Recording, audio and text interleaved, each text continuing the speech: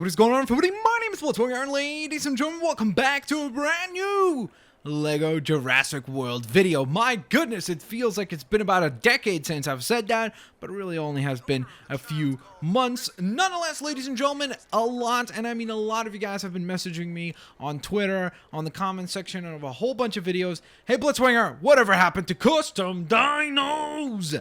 And why have you not made a new episode of it in a while? Well, this is it. It's the return to custom dinos. I was very busy, if you remember, with Skylanders and Disney Infinity 3.0, and there was a whole bunch of different things that were going on at once, so I kind of put the custom dinos on a break, but I'm bringing it back, ladies and gentlemen. Of course, if you're excited for custom dinos, leave a like. Let's go ahead and aim for 2,000 likes. That'll let me know if you guys want to see future episodes of custom dinos. Of course, if you don't know what custom dinos is, it is whereby we take ideas which are typically inspired by things like comic book heroes, or maybe even video game characters or movie characters and so on and so forth, and then we take a dinosaur within the game of Lego Jurassic World and we try to customize a dinosaur to look and be inspired by that said character or design or world. So with that in mind, of course, as always guys, if you have your own custom dinos that you would like to share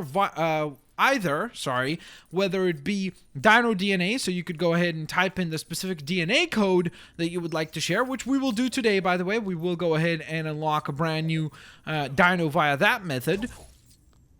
Or if you have ideas for specific dinos, whether it be, for example, hey Blitzwinger, you should do custom Pikachu dinosaur. There you go. That's something that you could go ahead and type in, something along those lines. Definitely consider using the comment section down below to let me know of your suggestions, ideas, and thoughts. So for today, we have a very, very interesting lineup of things because we kind of have a little bit of everything. We have a video game character that is going to be a submission by one of you lovely folks, the viewers. So somebody sent in an actual Dino DNA for that. We have a comic book character, and we have something that is inspired by science fiction, which is the one that we're going to start with, and that is the TARDIS. So there were several people commenting, saying, hey, you know what, Blitzwinger, with LEGO Dimensions featuring the Doctor Who universe so prominently, and the TARDIS being an absolutely awesome, awesome vehicle, why don't you go ahead and create a dinosaur that is inspired by the TARDIS? And I was like, okay, sounds interesting. And essentially I was like, okay, well, we're going to have to basically have a predominantly blue dinosaur. And then I thought we need something that is quite lengthy or lanky, because of course the TARDIS is quite large in terms of height and such. The vertical component of the TARDIS is quite large. So I was trying to think, okay, which dinosaur do we want to go with? Which one would fit that particular bill? And I thought to myself, you know what? I think that the Corythosaurus is about the right height for the task at hand. It also is quite a bit bulky, so it'll work in that sense, and hopefully this will turn out quite well. So let us begin with the design. Now the TARDIS does have a little like thing up at the top of it. I don't even know what it is. It's not a siren or anything like that, even though it does look like a siren. So I think we need to pick something that would kind of fit that. So let's see. We do need, so far this is probably the best one of the bunch. Okay, so now I'm also starting to think about the paint and how that will clash. Let's see. So this one doesn't really offer any of the brown at all, so I think we'll probably go ahead and choose this one right here, the Tyrannosaurus Rex head. Then for the torso, I think we want to keep it pretty smooth for the most part, so we're going to go with this one right here, so just the regular Corythosaurus. And then for the tail, let me think. I'm trying to think here in inspiration, trying to maybe add something. I'm like, maybe the sonic screwdriver could be involved, so we could kind of use maybe this one right here. So it's kind of like the pinpoint component of the sonic screwdriver. That could kind of work, right? And then we get to the coloring section. Now this is really where the TARDIS is going to come together, really. So we need to think blues. Different shades of blue is essentially what we're going to go for. So here's the main blue. Now we're choosing the main color of blue. And I think we're going to go with this one maybe, because this one does kind of look right. Now let's see what this one looks like. That's a little bit too grayish. What about this one all the way at the end here? Yeah, that's way too gray. All right, so I think this is the most blue of the bunch, the most similar to the TARDIS blue.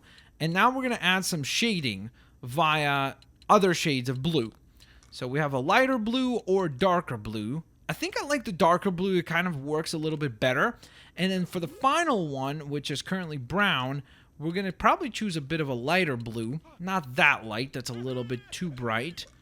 That's too kind of grayish. I think this one works quite nice, actually. I really like that. That looks quite cool.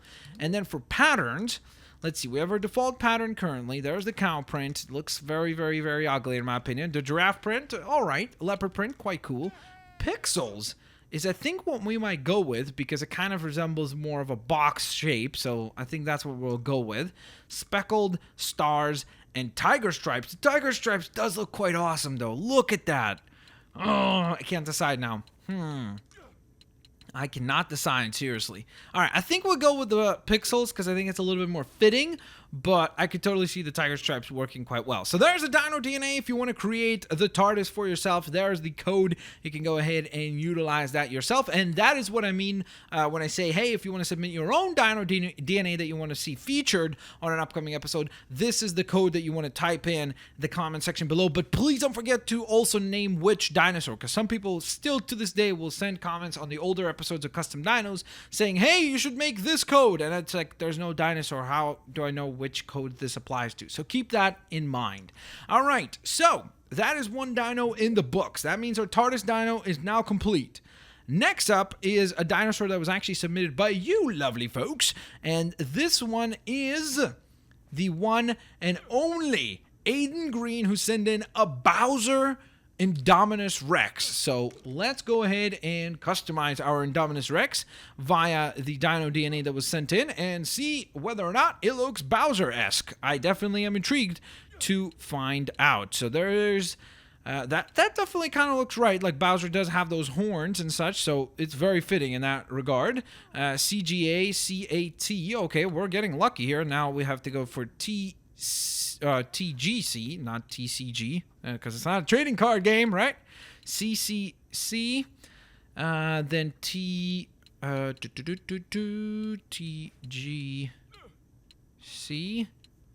and then we go for GGG. Super duper good game. All right, I actually like that. That's pretty cool. I think that the bright red kind of makes it look more like a dinosaur. This kind of almost looks like a dinosaur that is a combination of mustard, ketchup, and relish. It's like the perfect condiment dinosaur. It's like, hey, if you want to have a hot dog, this is the dinosaur that would go great with that. But at the same time, these are the right colors for Bowser. So I think you did an absolutely tremendous job. I really like the combination of the horns and then the spiked back as well. That works very, very well. And the spiked tail. So good attention to detail on this one. Aiden Green, you did an absolutely tremendous job, my friend. I absolutely love that design. So with that in mind, we then move on to our last custom dino of the day, which is going to be, if you of course have been paying attention, you remember that I said there was one that was inspired by sci-fi, which was the TARDIS from Doctor Who. And then there was one that was, of course, inspired by a video game character, which was Bowser. And then now, last but certainly not least, we have the comic book inspired character, and this is Two-Face from, of course, the Batman comics. The last episode of Custom Dinos that I did was with the Riddler, if you recall, and a lot of people were like, hey, you gotta do the Two-Face one. You gotta do Two-Face, you gotta do Two-Face. So that's exactly what we'll be doing today. Now, I was trying to figure out what dinosaur works for Two-Face quite well. And at first I was like, the Ankylosaurus should work pretty well, and the reason why I chose the Ankylosaurus is because you'll notice that the Ankylosaurus has predominantly two different colors. Like the top of the Ankylosaurus is one color and the bottom of the Ankylosaurus is a completely different color. So therefore it allows you to create the whole illusion of Two-Face, right? Where half of it is one color, half of it is another color. So that's why I think the Ankylosaurus is going to work quite well. It doesn't really work in terms of being... The Ankylosaurus is very bulky and short and such, so you wouldn't think of Harvey Dent or Two-Face in that regard. But from an aesthetic standpoint and from the thing that would be most important, which is the color, this works quite well. So let's get rocking and let's get to rolling with our build here for today. So the key here is to choose something that kind of almost has a little bit of scarring on it, because that's what Two-Face would have, of course. So I think think this one... Actually, I'm not even sure which one I like the best, to be honest. This one is like really bad scarring. It's like, ouch. I think this one might work the best because it looks like it has a lot of like scarring and such, because obviously that would work quite well. But then this one looks kind of cool as well. Let's go with this one. The Velociraptor is what we're going with. Hopefully it turns out quite well. So for the back itself, we can choose the Ankylosaurus back, we can choose the Spinosaurus back, or the Stegosaurus back. So, since Two-Face typically wears a suit, I think what we will go with is probably the Stegosaurus one, because those little items on the back almost look like little ties. So it's like, you know, when you're wearing a suit, you put on a suit and tie. So that could be kind of work, right? We're trying to create some type of combinations that kind of make sense. So that's the whole goal here. Now, for tails, there isn't too much options. We got Stago or Ankylo, and I think... I'm trying to think which one would be better. I think this one makes a little bit more sense because he doesn't have two giant spikes on his tail or anything like that. Plus, this one actually works as a coin, right? Like, Two-Face throws a coin up in the sky all the time, so this is almost like a double-sided coin, so it kind of works. I know that I'm really stretching here, but I'm trying to create some type of combinations that make sense. All right, so for the one part, we're going to use regular skin tone. And then the other part... You see, this is the tricky part. Do we go with a Two-Face that is a little bit more realistic and we go with a color like red, like the actual burns, like for example, the one we see in The Dark Knight? Or do we go with a Two-Face that is more, let's say, Batman animated series or other comic storylines where he's got almost like a green face sometimes, and then other times he has, he's had even like bluish face as well. So that's the tricky part here. So I'm not too sure which one to go with specifically. I think this kind of works as like a skin tone color. I mean, somewhat. I'm not sure. It's obviously a little bit difficult to get just right, but I think that kind of works. Then for the second part, I think it would be kind of cool to go with a green, actually. But at the same time, I know people probably would say that the red one makes more sense. So maybe we'll go with red. And then the second part would be a different shade of red, maybe like this. So that kind of works. But then you know what? I think that the green would be a much better like color contrast. Like, look at that. That looks a lot cooler. Seriously. So I'm obviously aware of the fact that Two-Face has had different iterations of his character. But I kind of really like the way that this one looks. I think that that looks kind of cool and unique enough to stand out. Now, let's see what the prints can do to this whole thing. Whoa! Okay, I really like that. That looks awesome. The default one looks great. Leopard print, pixels, polka dots. The polka dots kind of looks good too, actually. There's a speckle design. The stars doesn't work at all. And the tiger stripes looks quite nice as well. You know what? I'm trying to decide. Do we want to go... Yeah, the default one looks just the best, I think. It's just the best looking of the bunch. So there's the DNA code for the one and only Two-Face Ankylosaurus. So with that in mind, ladies and gents, let's go on ahead and travel to the outskirts of the hub world. And once we are there, we will be able to go ahead and call upon the lovely dinos that we've created today. So we've got Indominus Rex, we have a Corythosaurus, and we have an Ankylosaurus. So that's the characters that are available to us, and those are the characters that we're going to be going ahead and summoning on in here in just a moment. So, whoa! Sorry, pardon me. Sorry, coming through. Yikes. It's a bit of a rough ride. Yikes, it's been a while. It's been a while since we've been here. It does feel good to be back, though. It really, really does. I've got Mr. DNA here to help us summon in all the dinos and create them. Again, I don't think that I think the Corythosaurus is a medium dino, isn't it? Stago Power. There it is. All right, so let's begin with the Corythosaurus, our TARDIS-inspired dinosaur. Looking quite awesome. I really like the pixelated look. That works quite well. And I never realized how cool the color blue looks on a dinosaur. Like, I don't think we've made any other blue dinos, have we? If we have, I don't recall which ones they were, but it looks awesome. I really, really like the way that the colors look on a dino. Like the blue looks really, really, really nice.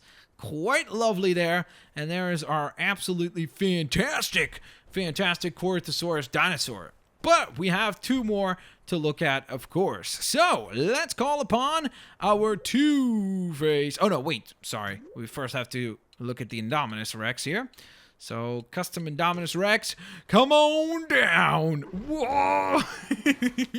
That is the most colorful dino of all. Like, that is just absolutely amazing. That is so, so, so cool. Here we go. Wait, come on. Why is it doing this thing again where I can't take control over the right dino? Okay, nope. I want to control. I really, really would like to control the one and only Indominus Rex here. I don't know why. This is like a weird thing that happens sometimes. Come on. Oh, got it. Bam. There we are.